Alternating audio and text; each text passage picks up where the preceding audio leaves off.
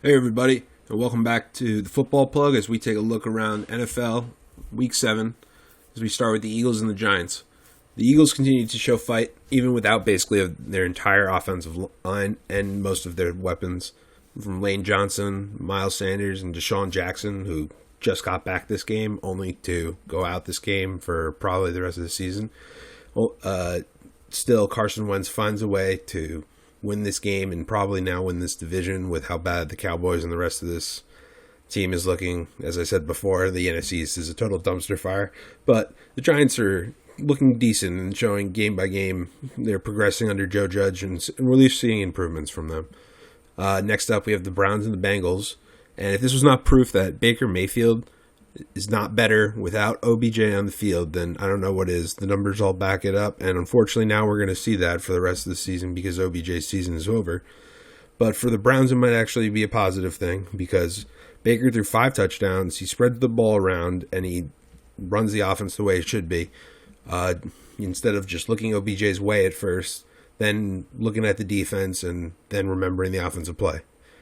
The Bengals, though, they look really good. Joe Burrow, I really like watching him play. The way he throws the ball around, he's just racking up 400 yards consistently as a rookie. He'll be great for years to come. The next up was one of the biggest games of the week with the Steelers and the Titans. It wasn't the prettiest game on the eye, and neither of these two teams, even though they're two of the top 10 teams in the NFL. We had Big Ben, he got them off to a great start, but then he almost lost them the game.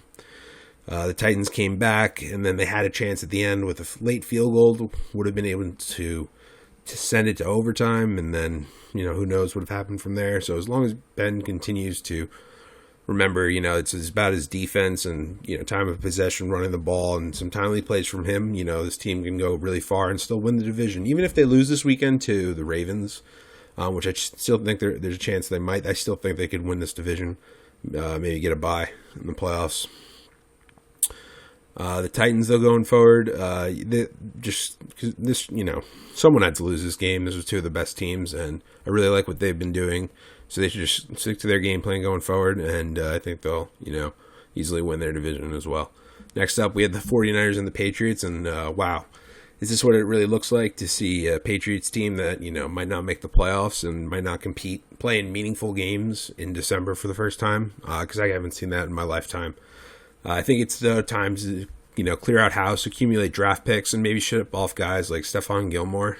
The 49ers, though, Jimmy G isn't looking great, but still getting the running game going, timely offense to guys like George Kittle and Brandon Ayuk, their weapons with great play calling, stout defense, should be probably enough to get them in the playoffs. I mean, they've got a really difficult division, so, it's going to be close, but if they just play like that, they should be okay.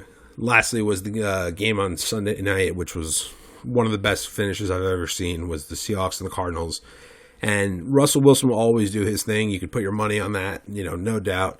Unfortunately for him, he had a couple timely awful throws, and that cost him his game. And this was great showing also from the Cardinals defense. Timely plays, I know they let up a lot of points, but they were the reason why Russell Wilson turned the ball over late in overtime and got them that second chance after they missed that first field goal.